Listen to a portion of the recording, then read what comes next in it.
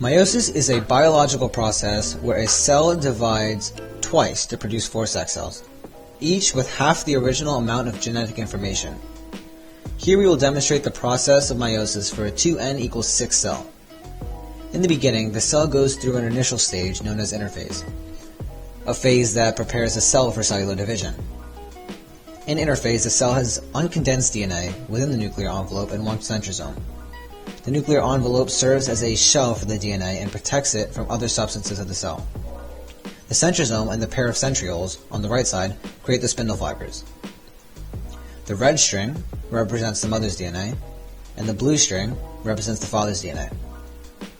In this stage, the cell contains chromatin, which is loosely structured DNA.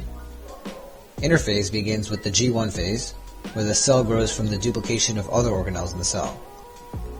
Next, the cell moves into the S phase, where the uncondensed DNA and the centrosome replicate. Finally, the cell moves into the G2 phase, where the cell grows again from the previous duplication. From interphase, the cell undergoes meiosis 1. The first stage of meiosis 1 is known as prophase 1. Here, the duplicated DNA slowly coils and forms structures known as chromosomes, which can also be identified as a homologous pair of sister chromatids.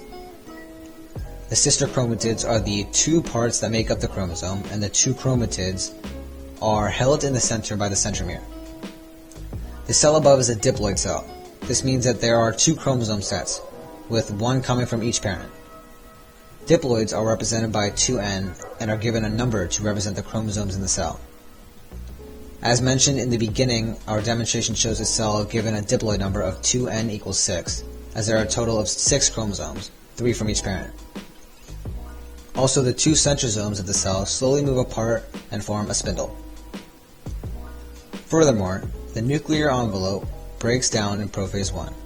As seen with the multiple fragments of the envelope, the chromosomes have also paired up with a chromosome of different sex. This is known as a homologous pair of chromosomes. These pairs have the same gene, length, and centromere position. In doing so, the crossing over of chromosomes phenomenon indicates that part of the chromatid of one chromosome breaks off and reconnects with the other chromosome of the homologous pair. This process of crossing over leads to genetic diversity in the cells. Now the nuclear envelope is gone and the 2 centrosomes move to the opposite poles of the cell. This is metaphase 1. The homologous chromosomes are lined up along the center of the cell, while the centrosomes are on opposite sides. This is known as the metaphase plate. The microtubules that come from the centrosomes connect at the kinetochore of the chromosome as shown. After metaphase 1, we move into anaphase 1. After the microtubules attach the chromosomes, they start to pull the chromosomes towards the poles of the cell. Even though the homologous pair of the chromosomes are broken, the sister chromatids of the individual chromosome remain intact until the end of anaphase 1. Now we move into telophase 1 and cytokinesis, which are the last stages of meiosis 1. From anaphase 1, there was a haploid set of chromosomes near each pole of the cell, which means that they have half the chromosomes of a diploid cell and contain one set of chromosomes. Additionally, the cell starts to divide itself into 2 individual cells, in which each of these individual cells have a haploid set.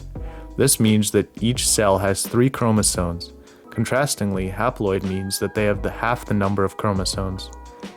As the cell continues to divide itself into 2 separate cells, we also see that the nuclear envelope forms around the chromosomes. With the formation of the nuclear envelope, the chromosomes of both cells decondense. Cytokinesis happens while the nuclear envelope is forming and during the unraveling of the chromosomes. This process is essentially the division of cytoplasm, a liquid that fills the cells, resulting in the formation of 2 daughter cells. These daughter cells are haploid, as they have 3 chromosomes and all of these chromosomes are non-homologous. The end of meiosis 1 marks the transition of the cell shifting from a diploid cell to a haploid cell. Moving on to meiosis 2, the process starts with prophase 2. Similar to prophase 1, the unraveled chromosomes, or the DNA, condense to form chromosomes. Before meiosis 1, the centrosome and the chromatin duplicated. However, in prophase 2, only the centrosome duplicates while the DNA does not.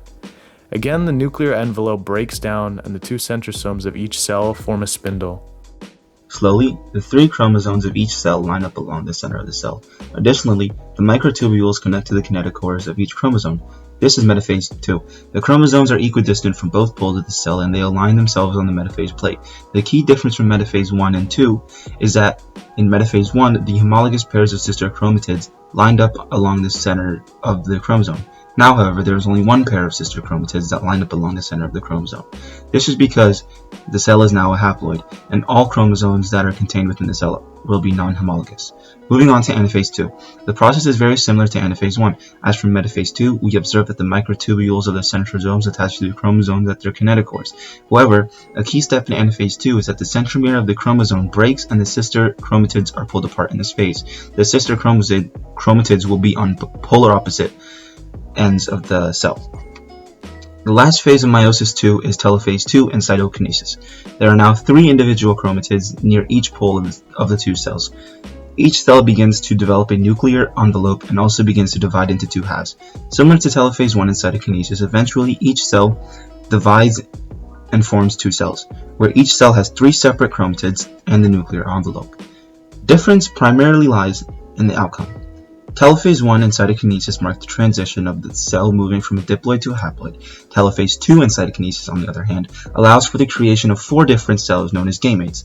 Gametes, which are haploids and reproductive cells of organisms that are an important part in sexual reproduction.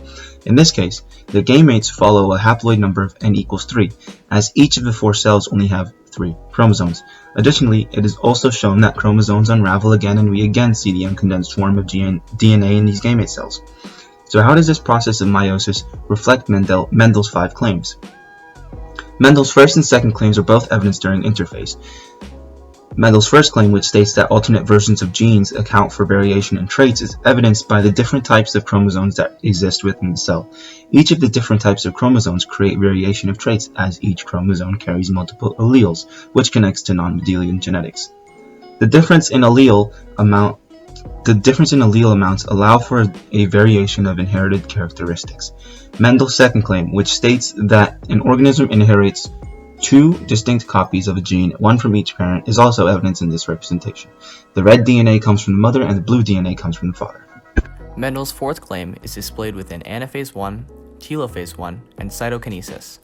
This claim, the law of segregation, states that allele pairs separate during gamete formation. In anaphase 1, the homologous pair of chromosomes, which is ultimately the allele pair, has chromosomes that carry specific alleles. They eventually separate, and the alleles are then a part of 2 different haploid cells. Mendel's fifth claim is clearly represented by the results of meiosis 2. This claim, the law of independent assortment, states that alleles of different genes are sorted independently and not influenced by each other. This is demonstrated with the chromosomal combinations that take place within metaphase 1 and metaphase 2. To further elaborate, use Mendel's peapod experiments. Assume that only 2 chromosomes are involved.